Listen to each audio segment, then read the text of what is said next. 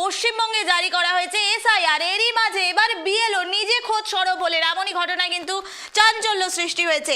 SIR বিরোধিতায় সরব খোদ বিএলও।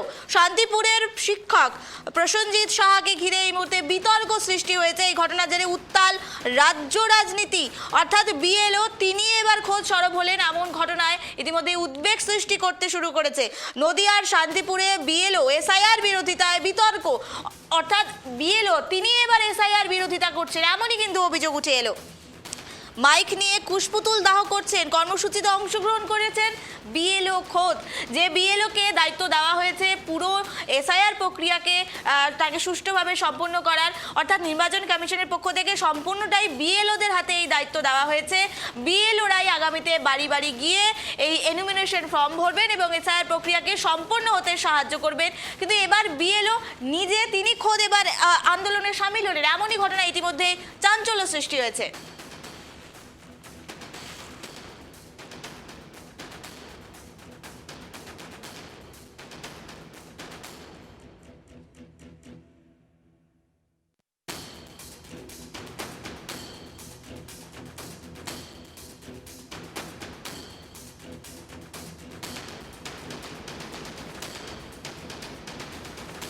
যে খবরের দিকে নজর রাখছি, নদিয়ার শান্তিপুরে বিএলও এবার এসআইআর বিতর্কে সামিল, তিনি অভিযোগ জানাচ্ছেন। এই মুহূর্তে টেলিফোন লাইনে রয়েছে প্রতিনিধি অমিত সরকার, আরো বিস্তারিত জানবো। অমিত, যেটি জানা যাচ্ছে বিএলওদের উপরে তো একটি গুরুত্বপূর্ণ দায়িত্ব রয়েছে, কিন্তু দেখা যাচ্ছে বিএলও তিনি এবার বিরোধিতার সরব হলেন, আর কি জানা যাচ্ছে অমিত? হ্যাঁ দেখো নিবেদিতা, সম্প্রতি শান্তিপুরে জন উদ্যোগ নামে এক স্বেচ্ছাসেবী সংগঠনের বিক্ষোভে অংশ নিয়েছিলেন শিক্ষক ও বিএলআরও 196 বুথের বিএলআরও প্রসেনজিৎ সাহা।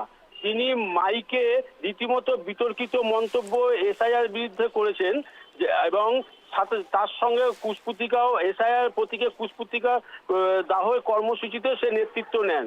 ঠিক আছে, এই বিষয়টি যখনই বিজেপির দলনেতা দক্ষিণ সাংগঠনিক জেলার মুখপাত্র সোমনাথ কর জানতে পেরেছেন, তখন তিনি ব্যক্ত করেছেন যে এসআইআর ব্যক্তি নিজেই এসআইআর এর বিরোধী, তিনি কিভাবে নিরপেক্ষভাবে বাড়ি বাড়ি গিয়ে কমিশনারের কাজ করবেন।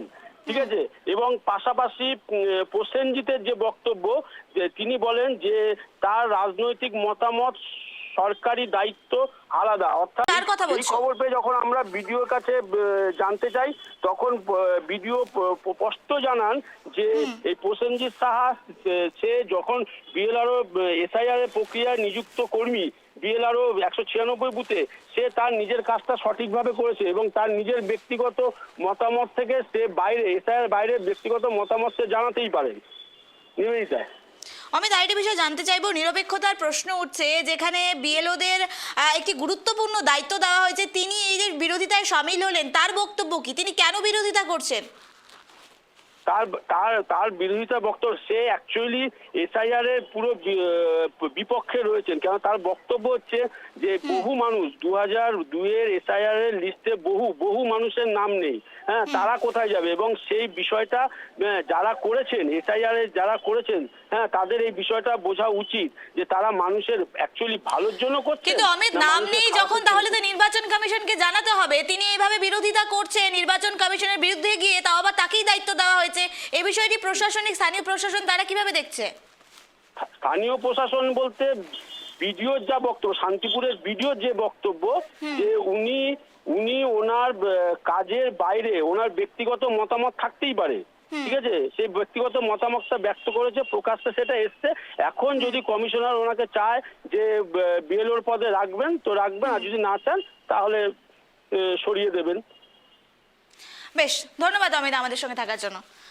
যে খবরের দিকে আমরা নজর রাখছি, নদিয়ার শান্তিপুরে বিএলও এবার এসআইআর বিরোধিতায় সামিল হলেন। যেটি জানা যাচ্ছে এলাকার বেশ কয়েকজনের নাম নেই ভোটার তালিকায় এবং তারই বিরোধিতা এবার করছেন বিএলও। তিনি বলছেন এলাকা থেকে আগেই এতজনের নাম উধাও হয়ে গিয়েছে, আগামী দিনে আরো কি হবে সেই পরিস্থিতির কথা মাথায় রেখে তিনি এবার বিরোধিতায় সামিল হলেন। তবে প্রশ্ন উঠছে নির্বাচন কমিশনের নিরপেক্ষতা নিয়ে, প্রশ্ন তুলছে কিন্তু এলাকাবাসী, এবং বিএলওর এমন ঘটনাকে ইতিমধ্যে চাঞ্চল্য সৃষ্টি করেছে যে বিএলওকে একজনকে এত গুরুত্বপূর্ণ একটি দায়িত্ব দেওয়া হয়েছে, যার হাতে ম্যাপিং অ্যান্ড ম্যাচিং এর পুরো প্রক্রিয়া রয়েছে, যিনি বাড়ি বাড়ি গিয়ে এনুমারেশন ফর্ম ভরবেন, তিনি আজ বিরোধিতায় নেমেছেন।